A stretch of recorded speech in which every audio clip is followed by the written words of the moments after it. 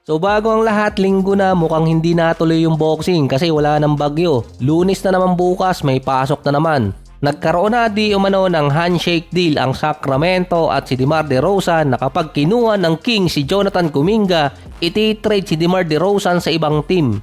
Ang magiging trade partner ng Sacramento ay Miami Heat.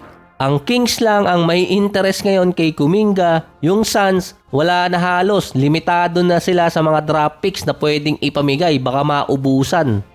Kahit 35 years old na si DeMar DeRozan, at least 76 games per season sa nakaraan 5 taon itong si DeMar. Nag-a-average pa siya doon ng 24 points, 4 rebounds, 5 assists, 49 and 33%.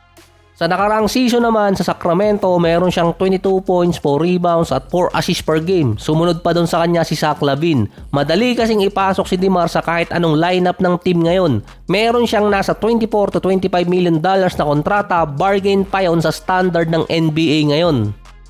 Kaso lang, panis si DeMar kay Kuminga. 16 points per game, 30 million ang gusto. Prediction lang naman na Miami maiti-trade si DeMar dahil yun ang team na naghahanap pa rin ng isang all-star player. Wala di umanong gustong pumunta na all-star sa Miami dahil sa hit culture na meron sila. Masyado di umanong mahigpit.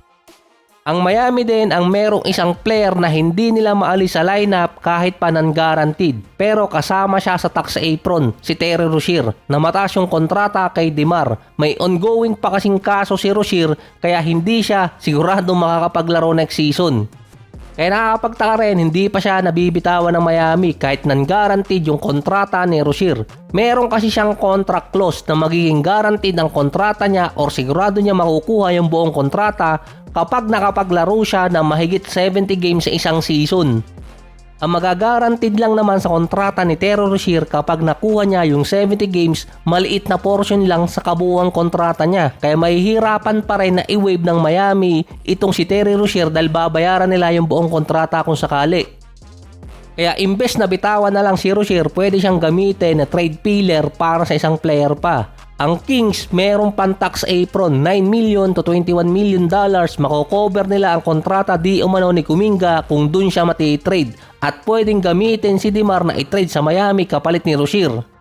Na ang pwede namang gawin ng Sacramento, i-waive si Terry Rozier para magkaroon pa rin sila ng tax apron sa first at second level. So hindi sila mahihirapan dun.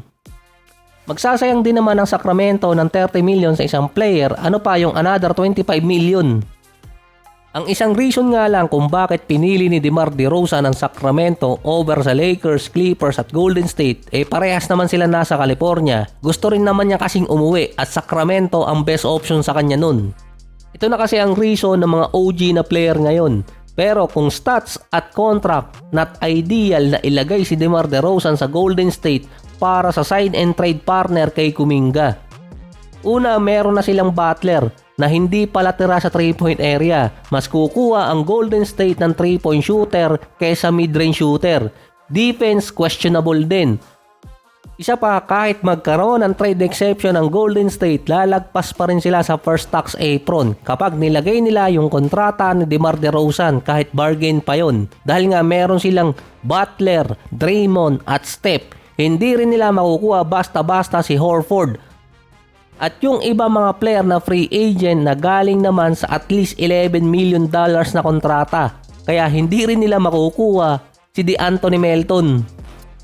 Dahil sa wala namang makita ang trade partner ang Bulls noong nakaraan para kay Nikola Vucevic na meron pa natitirang 21 million sa kontrata niya at another player na nag-iintay ng kontrata sa Bulls, si Josh Giddey. Posible di umanong i-buyout na lang ng Bulls si Vucevic. Ang Bulls din ang team na dapat trade partner ng Golden State kay Kuminga kaso nawala ng interest kasi nga malaking kontrata. Isa pa, nag-move on na di umano ang Golden State sa kanya dahil available si Al Horford sa free agency. Nasa 3 or 4 na taon lang naman daw yung agwat ng edad nila. Wala din trade market kay Vucevic ngayong taon kahit pa meron siyang average na 18 points, 10 rebounds, 3 assists, 53 and 40%. Mataas pa rin yung stats na yon. Nagiging defensive liability na kasi si Vucevic para sa Bulls at yung starting spot niya gustong ibigay sa ibang player. Going 35 na rin kasi si Vucevic sa isang team na rebuilding, critical yung spot niya para sa isang developmental player na bata pa. Yun nga lang, wala namang young player na sentro ang Bulls. Pumiyok pa sa dulo, hindi rin mamadali ang i-buyout ng Bulls si Vucevic until trade deadline sa February. Magsisimula kasing tumaas ulit ang value ng mga player sa trade market kapag regular season or kaya mid-December dahil yung ibang mga player na pumirma during free agency mawawala yung restriction. Dahil sa posible maging available kung sakali sa buyout si Vucevic, bumalik di umano ang interest ng Golden State sa kanya. Kaso kung iintay ng Golden State si Vucevic, baka lalo silang maipit dahil base kay Jake Fisher, mid-season malalaman kung iba-buyout talaga siya. Hindi naman bago mag-umpisa yung season. Dahil pwedeng bumalik ang value ni Vucevic kapag nagsisimula na ang regular season at yung mga team na nangangailangan pa ng sentro, malamang yun ang kumuha sa kanya. $21 million kaya pang ipasok yun sa lineup ng mga teams. Pwede silang magbitaw ng mga player nun. Saka himala din, hindi sinama yung Lakers kung sakaling ma-buyout itong si Vucevic. Pero kung sakali talaga ma-buyout si Vucevic, ang isang team na bagay niyang puntahan, Los Angeles Clippers.